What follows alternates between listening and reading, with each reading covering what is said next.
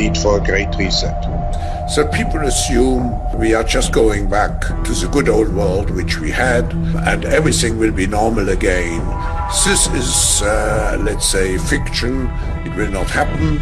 There is only one way this pandemic is going to go.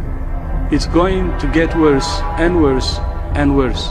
Pay insufficient attention to the frightening scenario of a comprehensive cyber attack, which would bring to a complete halt to the power supply, transportation, hospital services, our society as a whole.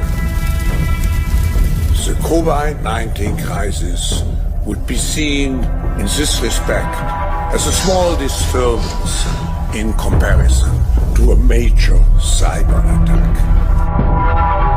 This is a moment for responsible leaders to think carefully about where they stand and who they stand with.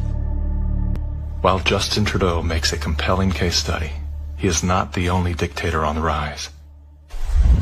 Under the new rules provided by the COVID-19 emergency, many other elected leaders were empowered to show their true colors.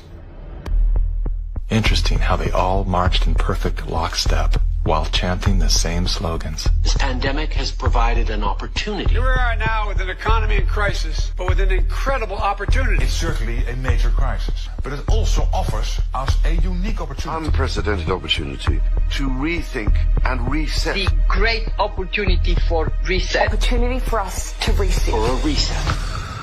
It's almost as if they all attended the same school of thought and studied under the same professor.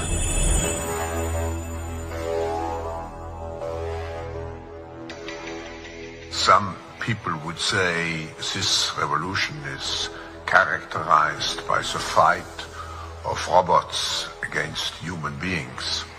And we will win this fight. Professor Klaus Schwab was born in 1938 in Ravensburg, Germany, where Nazi crimes against humanity were committed. His father, Eugene Wilhelm Schwab, was the managing director of Escher Weiss Ravensburg, a company that used slave labor to manufacture weapons of war for the Third Reich.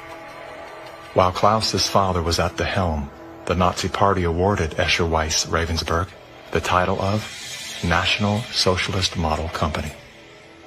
Years later, Klaus Schwab joined the board of directors at Escher Weiss Ravensburg, where he played a key role in the development of South Africa's nuclear weapons program during the darkest years of the racist apartheid regime.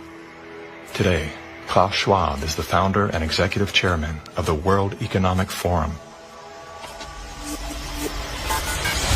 If you'd like to meet the people who are supposed to repair the state of the world, or give a piece of your mind to the bankers who helped get us into this mess, we can tell you where to find a lot of them. The World Economic Forum. Founded in 1971, the World Economic Forum is an international private organization which receives billions of tax-free dollars from its members and their global enterprises. Every year, the WEF brings together its members with world leaders, big pharma executives, tech titans, Hollywood celebrities, media personalities, and internet influencers to meet in the secluded mountains of Davos, Switzerland.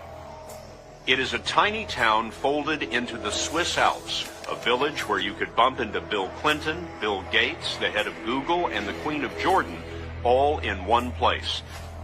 A lot of reporters cover the forum, but few get inside. It turns out there are two Davoses, one you see and one you don't. After hours, there are hundreds of private parties where deals are done. People who can't be seen together in public can meet here.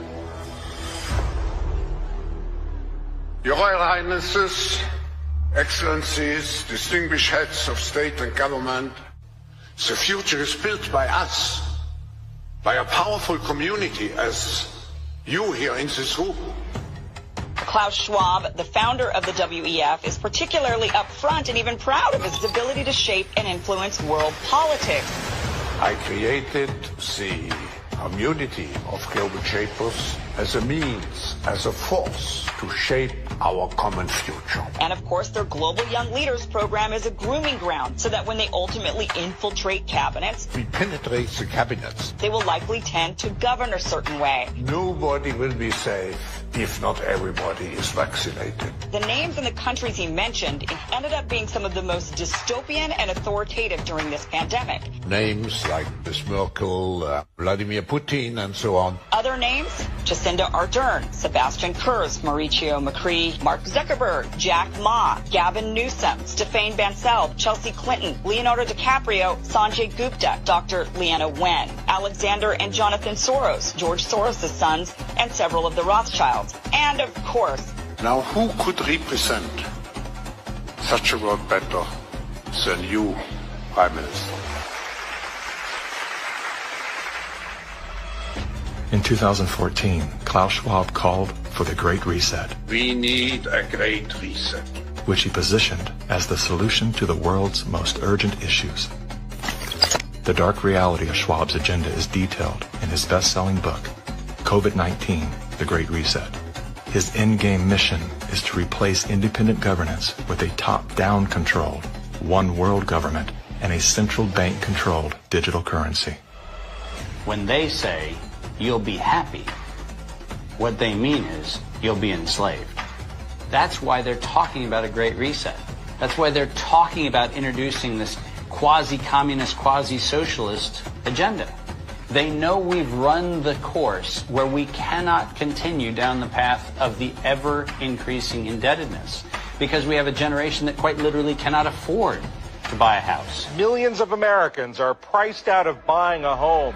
And so it's easy to tell that generation, we're going to forgive your college debt, Student debt relief. and set your expectations lower. You're going to rent forever. We're going to celebrate the tiny house movement. We're going to do all of these things which sound cool because they're shaping our narrative so that we become capable of expecting less.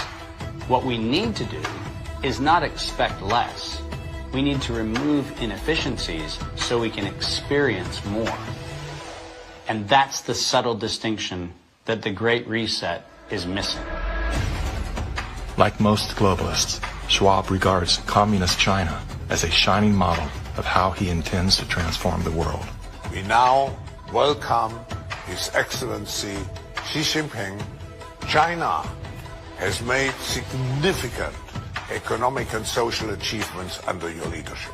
Chinese influence on global affairs is growing. The founder of the World Economic Forum, Klaus Schwab, says that this is what motivated the group this year to invite President Xi Jinping to deliver the keynote address in Davos. Schwab said Xi's presence was a sign of the shift from a unipolar world dominated by the United States to a more multipolar system in which rising powers like China will have a step up and play a bigger role. I think it's a role model for many countries, but we have to go one step further. It's a systemic transformation of the world. There's something we're not being told about our upcoming elections in the UK. Our two major parties have been compromised and are undemocratically transitioning us away from shareholder capitalism to another political system. This short story begins with Klaus Schwab, the executive chairman of the World Economic Forum. We are working closely together with governments from around the world, including all G20 countries. His exclusive elite members, called stakeholders, include the heads of all G20 countries, from the US and UK to communist countries like China. What we are very proud of now is the young generation, like Prime Minister Trudeau, is that we penetrate the cabinets. After penetrating our cabinets, Schwab and his stakeholders have enacted a 10-year transition to another political system, which Schwab designed. I pioneered the stakeholder concept, called stakeholder capitalism. Stakeholder capitalism is finally becoming mainstream. This single global authoritarian system provides the stakeholders unprecedented control over our companies and lives. The Chinese model is certainly a very attractive model for quite a number of countries. promoted on the cover of Klaus Schwab's book, stakeholder capitalism's slogan is propagated by the heads of all G20 countries and other powerful stakeholders. People and planet, people and planet. In the UK, Prime Minister and stakeholder Rishi Sunak has already made stakeholder capitalism's credit score mandatory for large companies. We're announcing the UK's intention to mandate climate disclosures. Sunak's opposition, Keir Starmer, is also a World Economic Forum stakeholder. It doesn't matter which party we vote for, both have a stakeholder responsibility in accelerating the transition to stakeholder capitalism by enacting its Marxist and tyrannical policies. This is the best time for leaders to work jointly for the world to become more inclusive, more sustainable. If you've wondered what's causing these strange events, it's because we're witnessing a cultural revolution, a social movement manufactured by tyrants. Create a stronger inclusiveness. To drive a shift from the bottom up to a more inclusive political system. You have been promoting the stakeholder concept. The era will be inclusive for them. Other powerful UK stakeholders include Boris Johnson, Matt Hancock and Sadiq Khan, as well as the head of the BBC and our media regulator, Ofcom. They've been indoctrinating us to believe narratives about them acquiring totalitarian authority are dangerous right-wing conspiracy theories. What can you do if someone you know has fallen down the conspiracy theory rabbit hole? As well as manipulating us with propaganda, the stakeholders have been cancelling and censoring anyone who shares the truth. Under new online safety laws, conversation and discourse is being shut down.